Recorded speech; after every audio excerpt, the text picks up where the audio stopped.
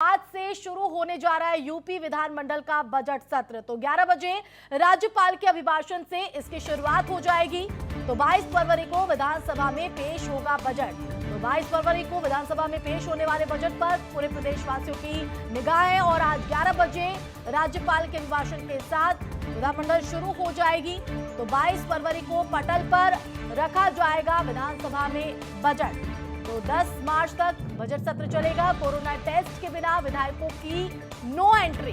तो बजट सत्र के लिए सुरक्षा के कड़े इंतजाम है। सरकार की घेराबंदी के लिए विपक्ष ने कमर कस ली है। साइकिलों से विधानसभा कूच करेंगे सपा विधायक।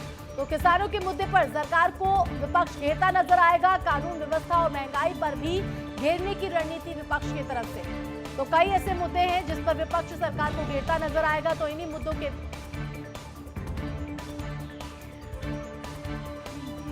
और इसी बीच हमारे साथ हमारी संवाददाता निकिता सरीन फोन लाइन पर जुड़ गई है। निकिता, आज से बजट सत्र की शुरुआत होने जा रही है राज्यपाल के अभिभाषण के साथ। बिल्कुल, विधान मंडल का बजट सत्र आज से शुरू हो रहा है। और अगर हम बात करें राज्यपाल की, तो आनंदीबेन पटेल के अभिभाषण से ये पूरा जो सत्र है उसकी शुरुआत होगी। 11 बजे राज्यपाल दोनों सदनों का जो है संबोधित करेंगी और योगी सरकार अपने कार्यकाल का जो बजट है, ये हम पूरी तरीके से कह सकते हैं कि इलेक्शन से पहले अंतिम पूर्ण बजट है। और सबकी निगाहें रहेंगी क्योंकि जिस तरीके से महंगाई बढ़ रही है, बेसिक नेसेसिटीज को लेकर के पेट्रोल डीजल महंगा हो रहा है, तो आम जनता की खास नजर रहेगी कि क्या कुछ होता है इस बजट में। और इन्हीं बातों को लेकर के विपक्ष ने भी सरकार को घेरने की जो रणनीति है वो भी बनाने की तैयारी में जुट गई है। सीएम योगी आदित्यनाथ की बात करें तो सदन में जो है जो विपक्ष से जो सहयोग मांगा है उसके लिए भी बात कर सकते हैं। और बजट सत्र के दौरान जो कोविड-19 है उसकी सख्ती का भी पालन किया जाएगा। सबको जांच के बाद ही अंदर भेजा जाएगा। और 18 फरवरी से 10 मार्च तक ये सत्र चलने वाला है, ये भी आपको बता दूं। और इस सत्र में आशिमा देखा जाए तो हंगामे का भी असर दिखने को मिल रहा है क्योंकि बहुत विपक्ष है ऐसे मुद्दे लेकर के आ रहे हैं जिसमें वो घेराव कर सकते हैं। जिसमें और बिल्कुल ये मुद्दे अब तक सड़कों पर दिखाई दे रहे थे, चाहे वो समाजवादी पार्टी हो, बसपा हो। अब ऐसे में सदन के अंदर किस तरह से हंगामा किया जाएगा, किस तरह से विपक्ष अपनी बात रखता नजर आएगा, निकिता, इस पर तो सबकी निगाहें रहेंगी। लेकिन जिस तरह से देखा जाए तो क्या ये जो सदन की कार्यवाही है वो हंगामे की भेंट चढ़ेगी या विपक्ष बखूबी अपनी बात भी रख सकता है सरकार के सामने?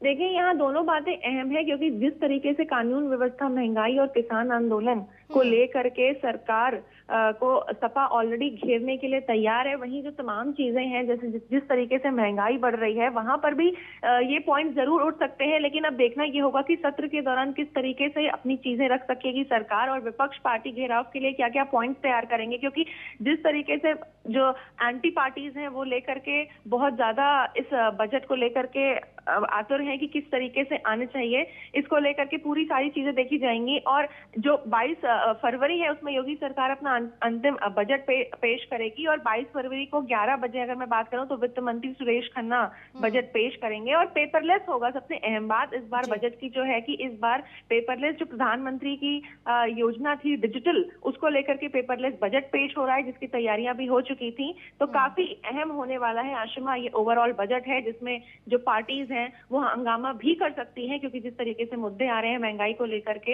इसमें हंगामा भी हो सकता है। बिल्कुल पूरी कमर विपक्ष ने कसी हुई है कई मुद्दों को लेकर और ये जानकारी मिल रही है कि आज सपा विधायक साइकिल के जरिए विधान भवन कूच करते नजर आएंगे। जी बिल्कुल, आपकी बात से बिल्कुल सहमत हूं क्योंकि जिस तरीके से अभी महंगाई है और फ्यूल और डीजल का पेट्रोल है तो जो एंटी पार्टीज है उनको ये अच्छा मौका मिल रहा है। और आज जो सपा है वो घेराव करने वाली है, वो अपनी साइकिलों से वहां तक पहुंचेंगे। और ये तमाम बातें अहम होने वाली हैं इस बजट को लेकर के क्योंकि ये अंतिम और पूर्ण बजट है। तो जो आम जनता है उनकी भी पूरी निगाहें रहेंगी क्या कुछ होता है इस बजट में। और ये जो पूरा बजट है इसका आज से सत्र शुरू हो रहा है और ठीक 11 बजे राज्यपाल दोनों सदनों में जो है। बिल्कुल निकिता, आपने एक बात ये बिल्कुल ठीक कही क्योंकि प्रदेशवासियों की निगाह इस वक्त बजट पर है कि क्या कुछ खास तोहफे जो है, क्या कुछ बौछारें इस बजट में जो योगी सरकार की तरफ से की जा सकती है। तो अगर देखा जाए तो सरकार के सामने दोहरी चुनौती होगी, जहां विपक्ष सरकार को घेरने की कवायद में जुटा हुआ है तो दूसरी तरफ प्रदेशवासियों को किस तरह से लुभाना है ये भी एक चुनौती है। और विधानसभा चुनाव है अगले साल, तो ऐसे में कोई कोताही सरकार बरतना नहीं चाहेगी।